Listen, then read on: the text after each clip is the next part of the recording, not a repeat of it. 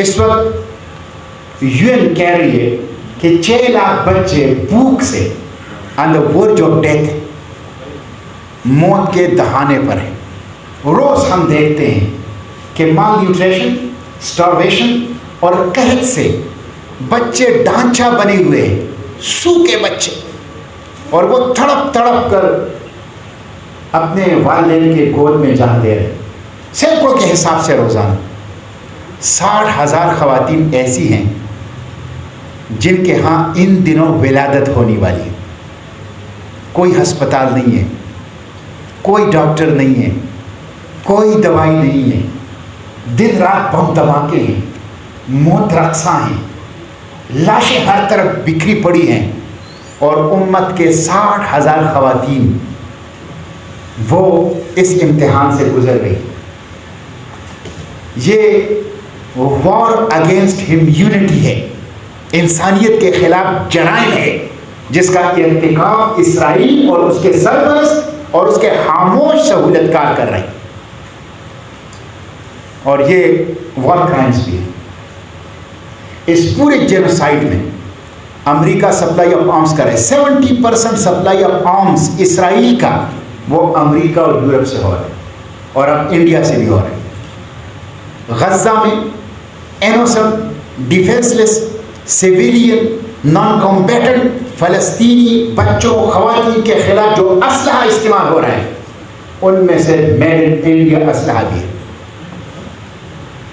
اور diplomatic protection دیا. ICJ نے بات کی، فیصلہ دیا، ICC نے فیصلہ دیا، UN نے 2 ریزولوشن امیڈیٹ سیز فائر کی منظور کی. اسرائیل کسی بین الاقوامی قانون کو نہیں لاتا سامنے، نہیں مانتا، کسی بھی بین الاقوامی قانون کو خاطر میں نہیں لا رہا، اور بڑی بے شرمی اور سنگدلی اور درندگی اور حیوانیت کے ساتھ اس جینوسائیڈ کو جاری رکھا ہوا. اس پورے ٹریجڈی میں، اس بہت بڑے انسانی المیے میں عالم اسلام اور OIC برابر کے ذمہ دار.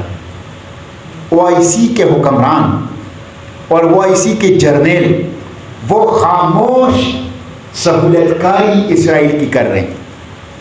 یہ 40,000 فلسطینی، 50-60 ہزار فلسطینی شہید نہ ہوتے، یہ گزشتہ 9 ماہ سے جاری جینوسائیڈ نہ ہوتا، یہ 16,000 بچے بچائے جا سکتے تھے اگر امت کے حکمران OIC کے اور جرنیل آواز اٹھاتے، قدم بڑھاتے، کردار ادا کرتے. یہ خاموش رہ کر اسرائیل کی سہولت کاری کر رہے ہیں اور درپردہ اسرائیل کے ساتھ تجارت کر رہے ہیں، اور خاموش رہ کر امت کے حکمران اور جرنیل نیتن یاہو کا حوصلہ بڑھا رہے ہیں، ہمت بڑھا رہے ہیں کہ وہ اس جینوسائیڈ کو جاری رکھیں. یہ مجرم ہیں، یہ برابر کے شریک ہیں، اور ان سے پوچھا جائے گا اس کے بارے میں. اس لیے ہم ان کی مذمت کرتے ہیں. اس وقت جو قرارداد منظور ہوئی ہے یونائٹڈ نیشن کی، امیڈیٹ سیز فائر، جن کا بھی کافی وقت ہو چکا ہے، فوری طور پر عالمی برادری اٹھے، اسرائیل کو روکے، اسرائیل کے سامنے کھڑا ہو جائے، اور ICJ، ICC اور بالخصوص UN سیکورٹی کونسل کی آخری امیڈیٹ سیز فائر ریزولوشن کو امپلیمنٹ کرے. ہم نے سیو غزہ کے ایک اپولیٹیکل پلیٹ فارم تمام سیاسی جماعتوں، سماجی تنظیموں، پیشہ ورانہ تنظیموں کے لیے کھلی ہے. مسلم، غیر مسلم سب اس میں آ سکتے ہیں. ہر وہ بندہ جس کے دل میں درد ہے غزہ کا، وہ سیو غزہ میں آ سکتا ہے. 13 نومبر 2023 سے ہم نے تحریک شروع کی ہے، اور حمیرہ طیبہ اس کی فاؤنڈر ہے، میں اس کا پیٹرن ہوں. اور یہ ہمارے ساتھ بیٹھے ہوئے قائدین یہ لیڈرشپ میں سے ہیں اور کولابریٹرز ہیں ہمارے، پہلے دن سے ہمارا ساتھ دینے والے ہیں مختلف پروفیشنل تنظیمیں، اور ہم اس تحریک کو جاری رکھیں. رف آپریشن کے بعد ہم نے دھرنا دیا، 42 روز کا دھرنا.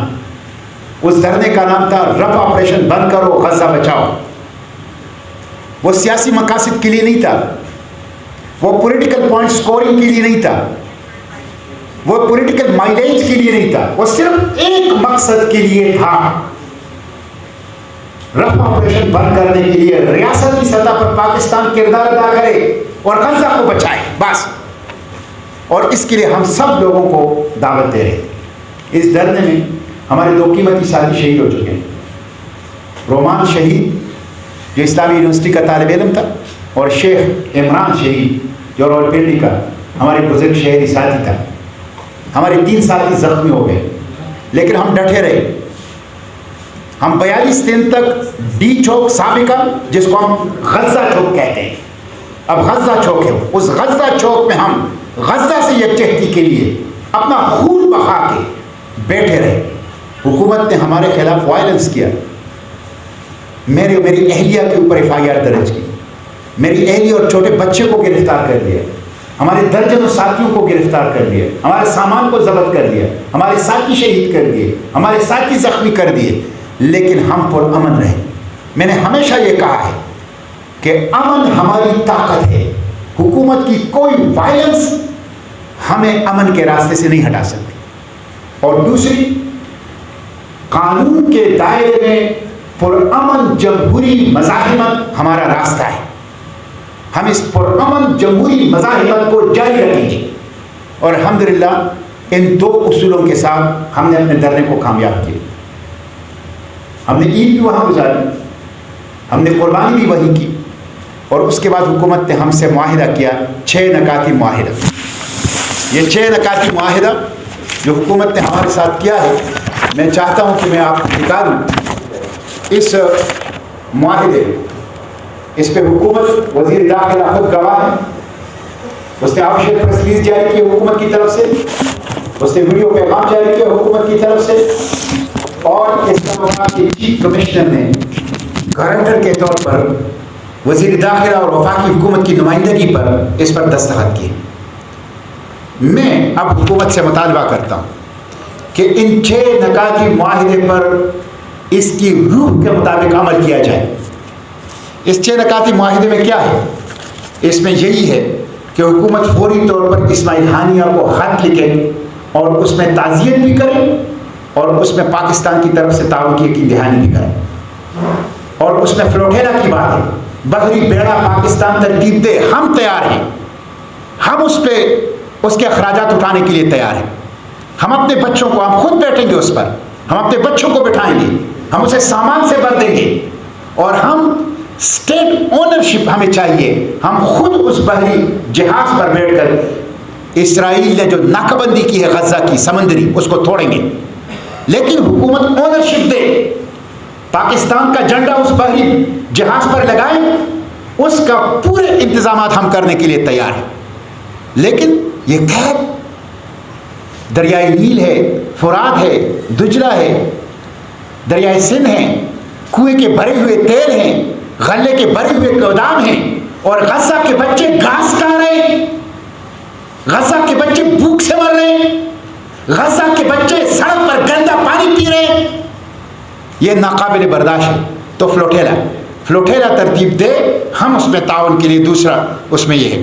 تیسرا اس کے ساتھ ہمارا یہ ہے کہ حکومت تمام FIR واپس لے، ہمارے شہداء زخمیوں کی کمپنسیشن کرے، اور اس کے ساتھ ساتھ UN سیکورٹی کونسل کی دوسری سیز فائر ریزولوشن کے بعد پاکستان ایک عالمی سفارتی تحریک اٹھائے کہ غزہ کے اندر جنگ بندی ہو اور غزہ کو بچایا جا سکے۔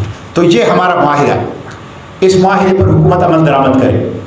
ہم نے اس کے بعد ایک راؤنڈ ٹیبل کانفرنس کیا، اور اس میں political parties, intellectuals, journalist, social media influencer, علماء، ڈاکٹرز، وکلاء سب آئے، اور اس کے ایک مشترکہ اعلامیہ ہم نے جاری کیا۔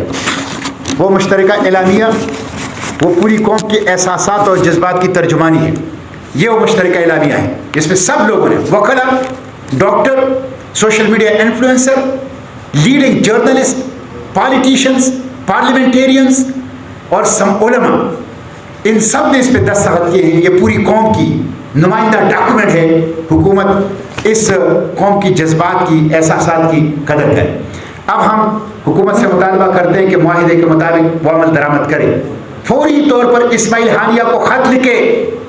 حکومت یہ نہ سمجھے کہ انہوں نے ہم سے معاہدہ کیا، انہوں نے ویڈیو پیغام جاری کیا، انہوں نے پریس ریلیز جاری کیا، ہمارے مطالبات تسلیم کیے، اعلان کیا کہ اس پر عمل درآمد کریں گے اور اس کے بدلے میں ہم نے دھرنا ختم کیا.